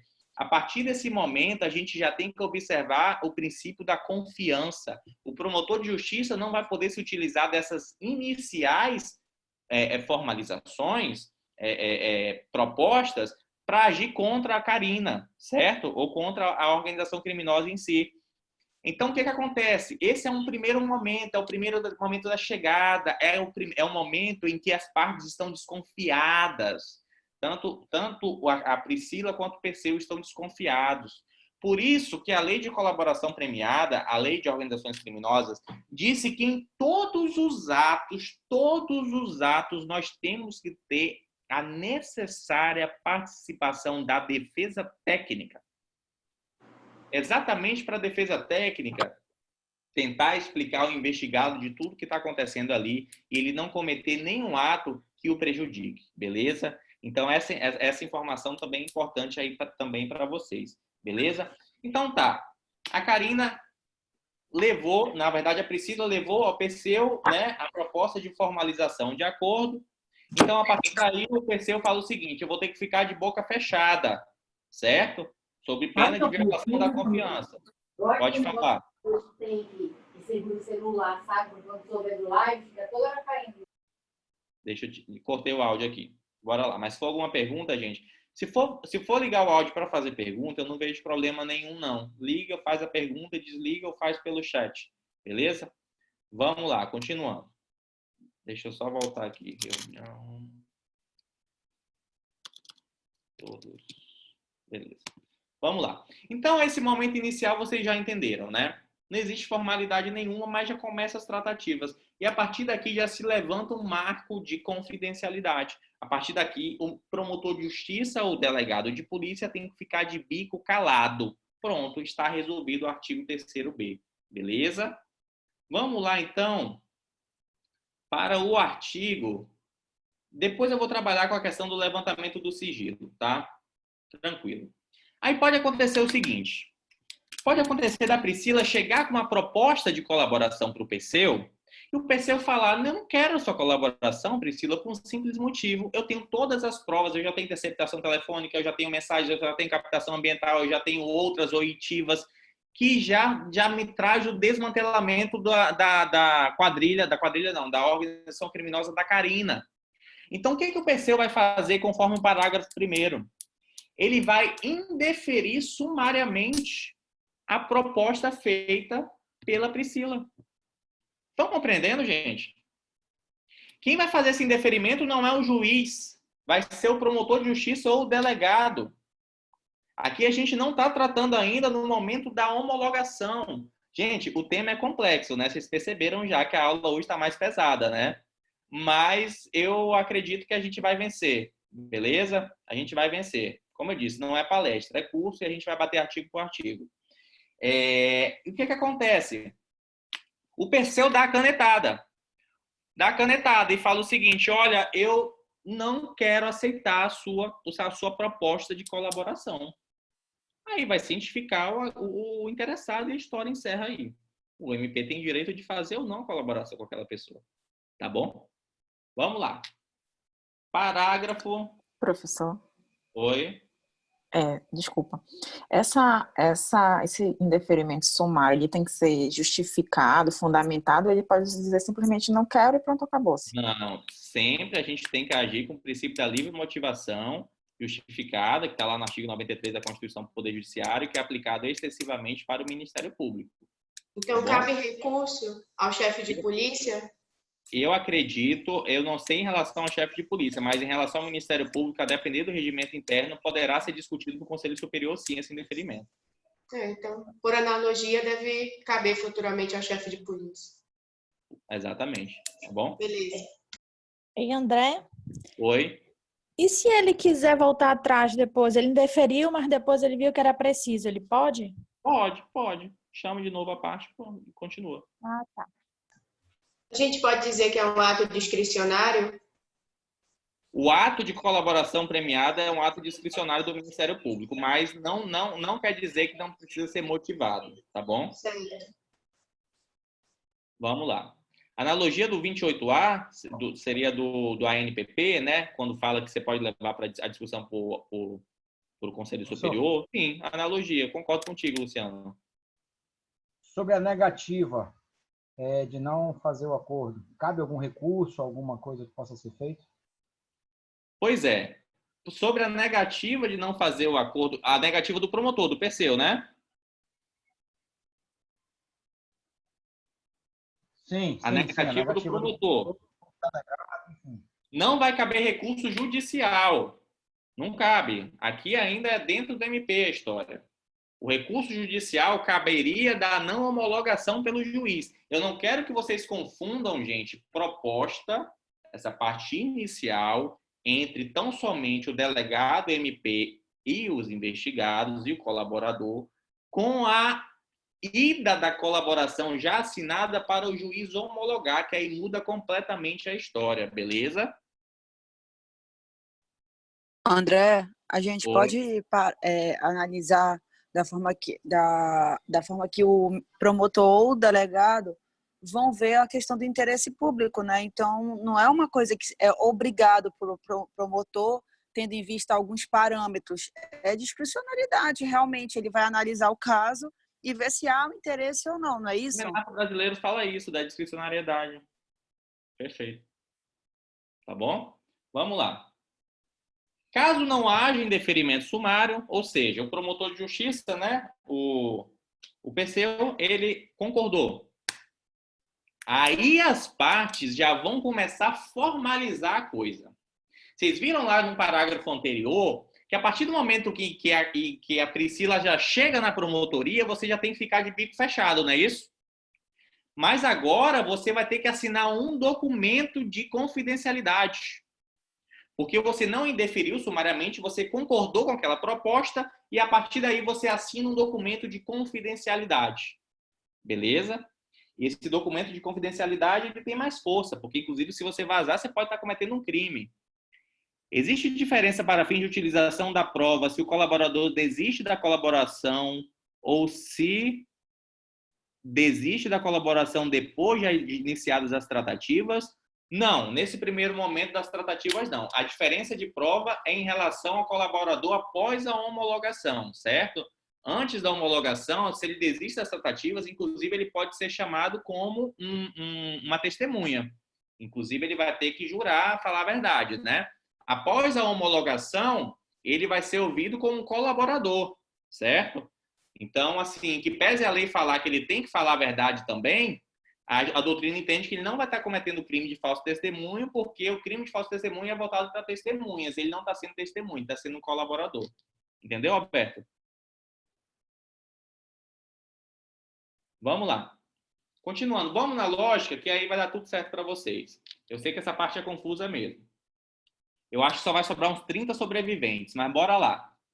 Caso não haja indeferimento, as partes vão assinar esse termo de confidencialidade. Gente, é um papel em que vai ter o nome termo de confidencialidade assinado pelo promotor, pelo advogado, pela parte. Isso aqui passou já, né?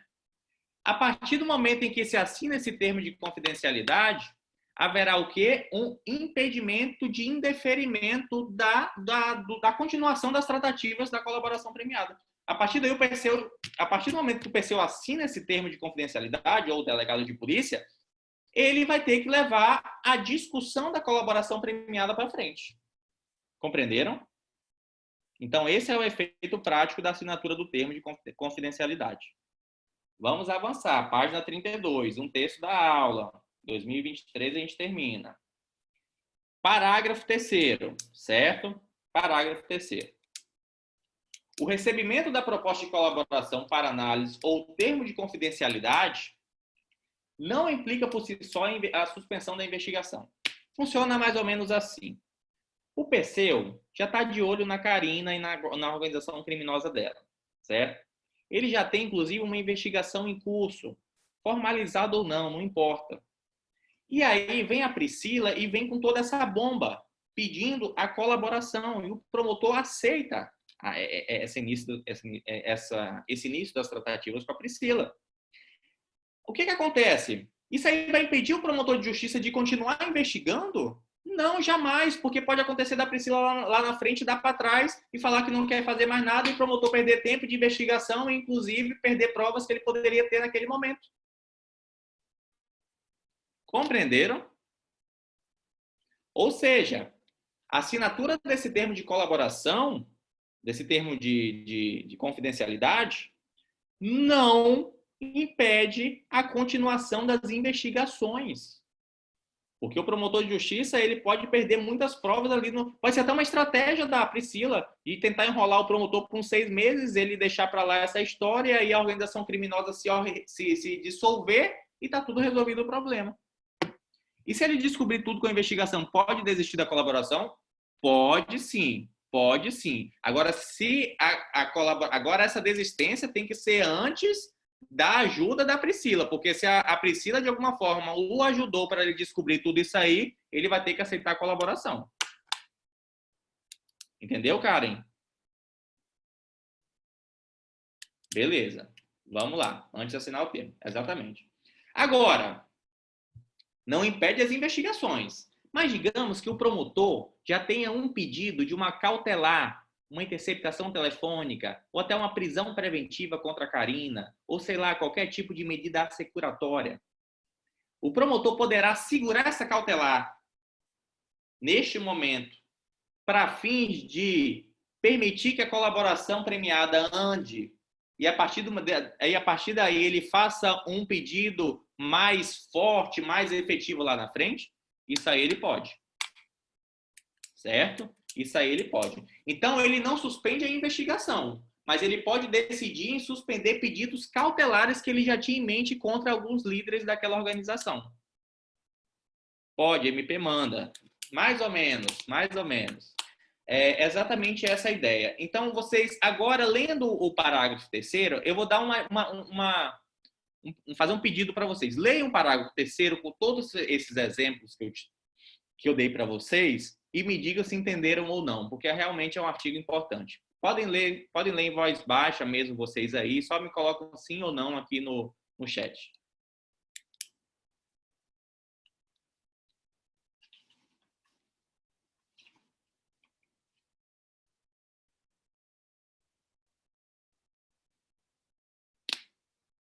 Perfeito. Então, superamos o parágrafo 3º.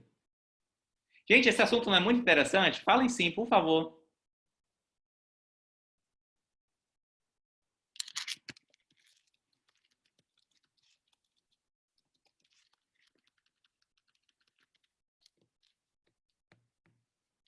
Vamos lá.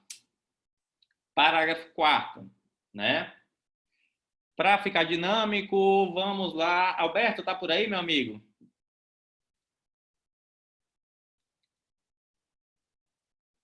Alberto tá por aí? Priscila tá por aí. Priscila, lê o artigo, o parágrafo 4º, por favor.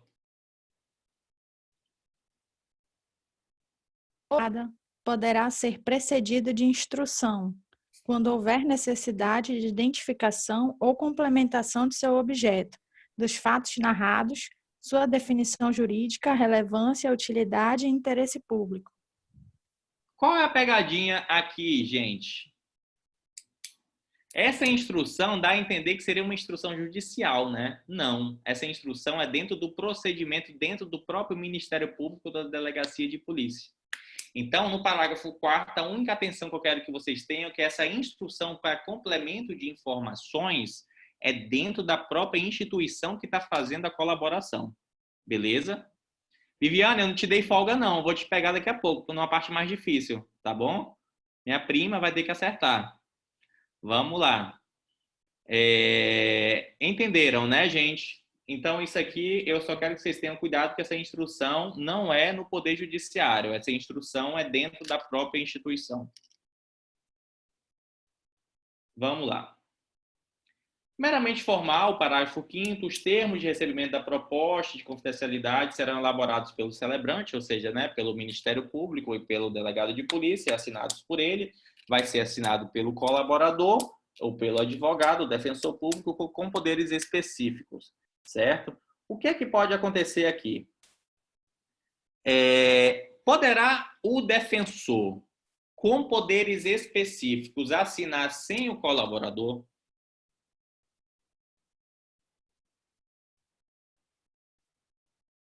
Gente, nós temos duas opções. Certo? Nós temos a opção de assinar o colaborador, o defensor e o celebrante, conforme diz a doutrina, ou o colaborador com poderes específicos descrevendo todo o objeto da colaboração sozinho. Mas a doutrina também indica que o correto é você assinar tanto o celebrante, quanto o colaborador, quanto a defesa, certo? Então, esse é o raciocínio. Então, sigam a linha aí do parágrafo 5º, tá bom? Agora, na hipótese de não ser celebrado o acordo por iniciativa do MP, né? Quando fala celebrante, você pensa em MP ou delta, certo? MP ou delegado de polícia. Ele não poderá se valer de nenhuma das informações ou prova apresentadas pelo colaborador de boa-fé para qualquer outra finalidade. Gente, aqui é o direito ao silêncio, não é isso? Nemo tenente se detegere. A partir do momento em que ele celebra na hipótese que não celebra por qualquer motivo, né? Não foi homologado ainda, por qualquer motivo pode não ser celebrado o acordo de colaboração. O termo de confidencialidade é tão somente para você levar para frente as discussões. Não quer dizer que isso vai ser levado até o fim. O fim só vai ocorrer com a homologação, que inclusive pode ser descumprida lá na frente. A gente vai ver isso aí também, tá bom? André, licença. É porque eu realmente não sei se é ignorância minha, mas eu não consigo vislumbrar como a pessoa recebe tantas informações e depois que ela não se beneficiar com isso. Então, a minha dúvida sempre pairou em relação a, não seria o ideal, na verdade, um outro promotor tomar frente dessa investigação? Não existe essa regra de outro promotor tomar a frente da investigação. O mesmo promotor pode tomar. Sim. Agora, esse mesmo promotor tem que ser ético a ponto de retirar todo esse material colhido na colaboração, simplesmente descartá-lo, certo? E não levar contra aquela pessoa. Sim, descartar eu concordo e acho que nem tem como ele não descartar, né? Porque não tem como ficar essas provas e continuar durante o processo. Mas a partir do momento que a pessoa pega e fala, fulano é o líder, ciclano faz isso, beltrano faz isso, o promotor já tem toda a árvore da como é que como é que Eu é concordo o contigo. procedimento, né? O promotor fica... E aí é mais fácil você procurar provas baseado que você já tem como é que é todo Eu o concordo. desdobramento Eu do crime. desconheço o regimento interno de outros ministérios públicos, mas o nosso Ministério Público, mesmo promotor, continua nas investigações, tá bom? E eu entendo e me compadeço contigo, porque você vê que nós temos até o juiz das garantias para evitar esse tipo de situação, né? Porque ele já teve contato com as provas. Agora, pensa o seguinte também, o promotor é um sujeito parcial. O promotor é um sujeito, é uma parte, não é um juiz. Então, ele não precisa ter cuidado com a imparcialidade como um juiz, entendeu? O objetivo dele mesmo é desmantelar as organizações, é investigar e etc. Agora, a única coisa que ele não vai poder fazer é se utilizar daquela prova contra aquele colaborador, entendeu? Uhum. Mas eu entendo, André, mas assim, a partir do momento que tu fala, olha, nós não só fazemos tráfico de drogas, a gente também, sei lá, trafica crianças, a gente pega dinheiro daqui, joga pra lá e tudo mais. Aí Eu depois entendo você que o tira essas promotor ex provas. ofício, aí ele tem que fazer as investigações independentemente da colaboração. Agora, ele Aí não vai poder utilizar daquela prova contra aquele... Eles vão aproveitar informações.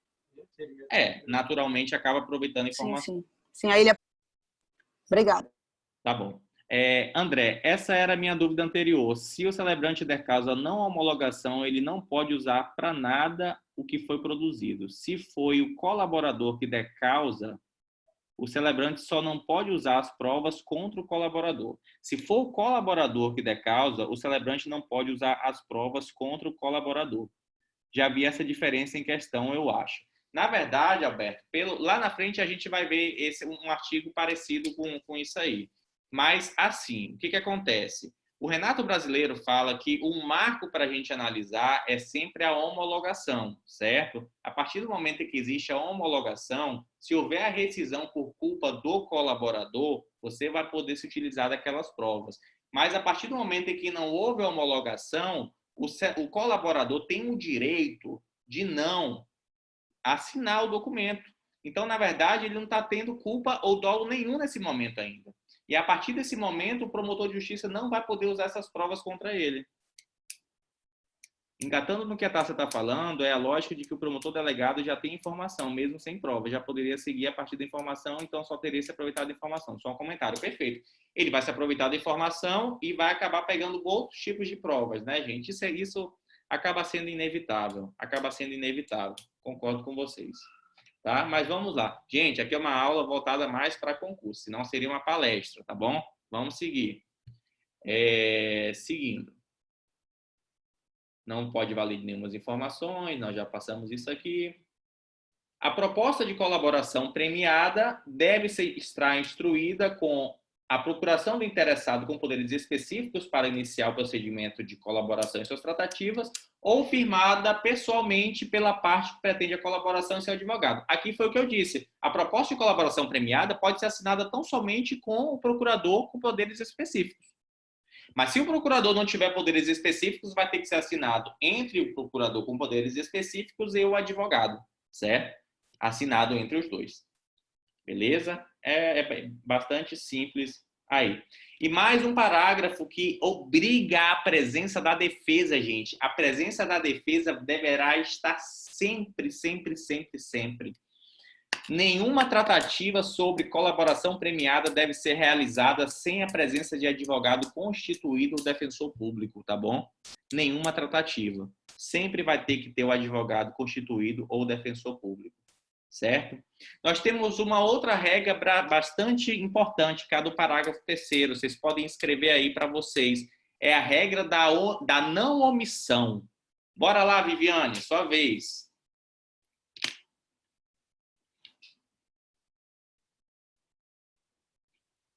Olha, Viviane me abandonou. Não, eu tô aqui. Tá com vergonha. Parágrafo 3º. Regras da não omissão.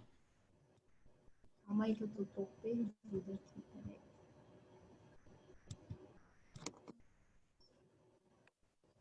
Calma, que saiu meu arquivo aqui. Alguém ajuda a minha prima, gente? Calma, parágrafo 3º. Sim. O recebimento de proposta de colaboração. Não é esse. Oi? Não é esse. É o parágrafo 3º do artigo 3º-C. Sim. No acordo de colaboração premiada, o colaborador deve narrar todos os fatos ilícitos para os quais concorreu e que tenham relação direta com os fatos investigados. Gente, essa aí é o que a doutrina fala de regra da não omissão, tudo bem? Ele tem que falar tudo. Ele não pode ficar escolhendo o que ele vai falar e o que não vai falar. Ele não pode fazer uma seleção, uma escolha seletiva do que ele vai falar. A partir do momento que ele decide colaborar, ele tem que trazer todas as informações relativas à organização criminosa. Ele não vai poder beneficiar o líder A em detrimento do líder B. É exatamente essa regra aí, tá bom? E além da regra da omissão, nós temos uma regra ainda mais importante, que é a regra da corroboração. Você não pode chegar, Priscila, tão somente falar, eu quero fazer uma colaboração premiada. A Karina faz isso, aquilo, ela vende isso, aquilo, blá, blá, blá, blá, blá, blá, blá. E você não apresenta nenhuma prova. Isso acontecia muito antigamente. Você não apresenta nenhuma prova. E aí, o que acontece? Essa colaboração sua, ela não está sendo corroborada com documentos, com vídeos, com WhatsApp, com uma gravação, com uma interceptação, nem que seja clandestina, com qualquer documentos, papéis, cheques, enfim, transferências, extratos bancários. Você tem que levar para o promotor de justiça, para o PCU, não somente o que você vai falar na sua boca. Você vai ter que falar também para o PC, você vai ter que entregar lá para ele documentos. Então, isso aqui, gente, é a regra de corroboração. Anotem aí no parágrafo 4º, regra de corroboração. A colaboração premiada só vai para frente se a Priscila entregar documentos para o promotor de justiça. Vou fazer até um aviãozinho aqui, ó. Entregou documentos, tá? Priscila entregou documentos para o PC. André, Oi? no caso de áudios que foram gravados clandestinamente, digamos assim, é possível? Acredito que sim, é possível. Nesse momento, ela está entregando as provas. Depois o promotor vai analisar ou não se ele vai anexar. Mas para fins dela conseguir o direito dela, né, da colaboração, eu acredito que seja possível. Tá? Inclusive, o Renato Brasileiro, estudando hoje à tarde, ele fala que uma das situações são áudios. E áudios, na maioria das vezes, são clandestinos, né? Não tem autorização da outra parte. Tá bom? Na outra aula, sobre algo parecido a isso, tratado na outra aula, algo parecido sobre isso, quando uma das partes que grava e apresenta, né? Exatamente. Uma das partes que grava e apresenta. Isso aí pode, né? Desde para que ela, de alguma forma, não se incrimine, né? Ou se ela se livre, né, de uma situação criminal. André, só uma dúvida. E existe a possibilidade da pessoa se colocar à disposição do Ministério Público para fazer as gravações? Por exemplo, ela vai lá, olha, eu quero fazer o acordo e eu estou disponível. Mas se ela está disponível, a gente posso gravar a partir ou não? Não existe essa possibilidade? Não. A própria doutrina fala que a gente vai trabalhar do agente infiltrado. O agente infiltrado não pode ser particular, tá bom? Tá ótimo. Então, ele não pode aproveitar que ele está dentro da organização criminosa para pegar provas. Ele pode aproveitar sem informar, na verdade, o Ministério Público, né? Porque ele pode gravar a conversa e depois encaminhar. Exatamente. Mas ele não pode arriscar a vida do colaborador como agente infiltrado, porque é muito complexo a figura do agente infiltrado, tá bom? Sim. Obrigado. Inclusive, a gente vai falar lá na frente. Compreendeu? Tranquilo, né? Vamos lá. Vamos tratar do artigo 4º. 3 pessoas para admitir, olha. Vamos lá. Deixa eu receber. O PC deu uma saidinha. É quando cai, né? Quando cai, tem que voltar. Beleza. Pessoal, então nós trabalhamos num primeiro momento com a proposta, com os acordos iniciais, com a assinatura do termo de confidencialidade. Aí agora a gente vai trabalhar com o artigo 4º, certo? Em que o artigo 4º fala quais são os direitos da pessoa que colabora, após a homologação, obviamente, certo? E quais são esses direitos? O juiz poderá conceder o perdão judicial, ou seja, uma extinção da punibilidade, né? Reduzir em até 2/3 a pena privativa de liberdade, ou substituí-la por restritiva de direitos, tá? Artigo 4º. Agora a gente está só nesse artigo 4º, tá tão tradicional assim a colaboração premiada, ou você consegue enxergar um outro benefício muito mais forte do que esse aí previsto no artigo 4º?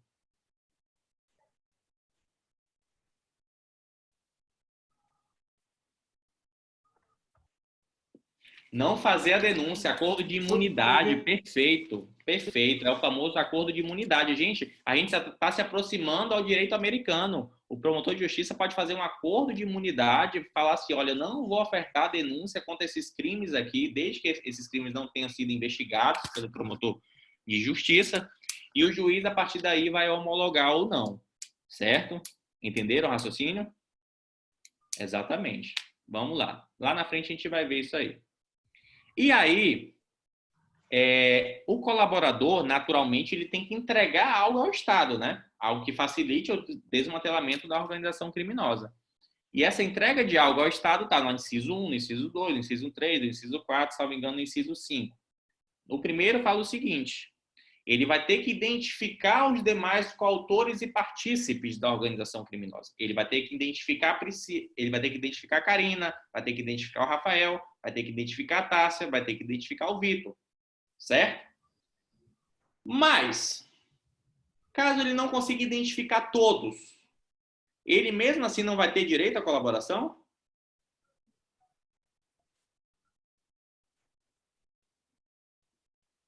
Ele vai ter direito. Ele vai identificar o máximo que ele conseguir. O que ele não pode fazer é omitir. Saber e não falar. Mas caso ele não saiba de alguma daqueles que estão participando, ele está cumprindo o papel dele. Beleza? O segundo, revelação da estrutura hierárquica. Ele vai chegar lá e vai falar assim, olha, é a Karina a chefona. Beleza? E ela divide as seguintes tarefas. Ela fala que o Rafael cuida da venda. Ela fala que a Tássia cuida da entrega dos produtos. Ela fala que o Vitor cuida de vigiar a polícia para ver se não pega. Então, ela vai definir o que cada um faz naquela empresa ilícita, naquela empresa do terror. Beleza? Então, é mais ou menos esse o raciocínio. Agora, é necessário você conjugar todos esses para fins de colaboração premiada? Ou basta um, basta outro? Ou tem que ser todos, um, outro? Gente, não é cumulativo. É alternativo. Tá bom? Um ou mais. Perfeito. Não é cumulativo. É alternativo. Um ou mais. Beleza?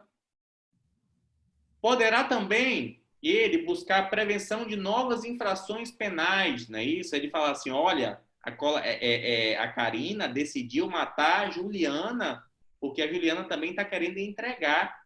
Aí a polícia corre e consegue evitar esse homicídio.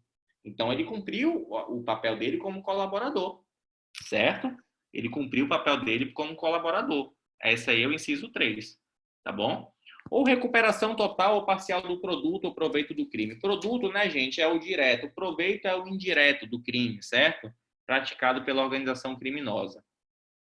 E o último também é a localização eventual da vítima com a integridade física preservada, certo? A localização da vítima com a integridade física preservada, tá bom? Então, isso aí são coisas que o colaborador vai ter que entregar para você. O colaborador vai ter que entregar para você. O juiz, para conceder o benefício, aqui já é o juiz, tá? Não é o promotor de justiça. Ele vai ter que levar em conta a personalidade do colaborador, a natureza, as circunstâncias, a gravidade, a repercussão social do fato criminoso e a eficácia da colaboração. Antes de encerrar a aula, eu queria fazer uma pergunta.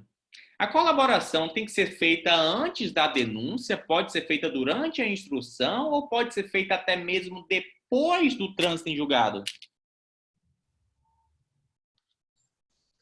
Gente, a colaboração pode ser feita em qualquer momento, só vai mudar a forma dos benefícios. Inclusive, se for feito depois da sentença, tem direito a uma progressão de regime mais rápida ou diminuição da metade da pena.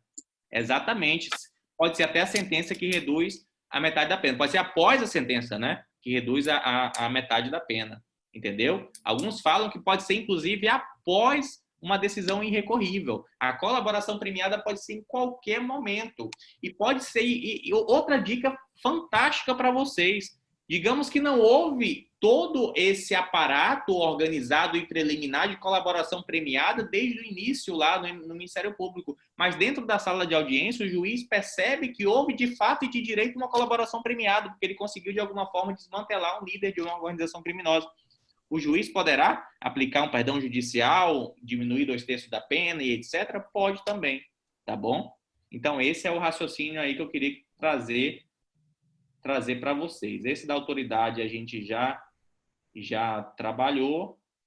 E, para finalizar, só para finalizar, nós vamos trabalhar com o parágrafo 2º, que é o parágrafo complexo, certo? E, a partir daí, a gente finaliza a aula para a gente continuar no sábado, no dia do meu aniversário, o dia que eu vou ganhar Nutella. Vamos lá. Considerando a relevância da organização prestada, da colaboração prestada, o Ministério Público, a qualquer tempo, o delegado de polícia nos autos do inquérito, com a manifestação do Ministério Público, poderá requerer pela concessão do perdão judicial. Aqui está falando o seguinte, a colaboração está muito boa, está muito bem feita, está muito eficaz, a Karina já foi descoberta, a Karina vai cair. Então, que é o seguinte, aqui o delegado de polícia ou o promotor de justiça está procurando o direito máximo para o colaborador. Ele pode fazer isso aí, tá bom, gente? Ainda que esse benefício não tenha sido previsto lá na proposta inicial, certo? Os caguetas serão exaltados. Exatamente, os caguetas serão exaltados. Tá certo? Então, neste caso, haverá uma verdadeira extinção da punibilidade, tá bom? Uma extinção da punibilidade. E aí, caso o juiz não concorde com o promotor de justiça, a gente aplica aquela regra do artigo 28. Certo? Exatamente, aplica-se a regra do artigo 28.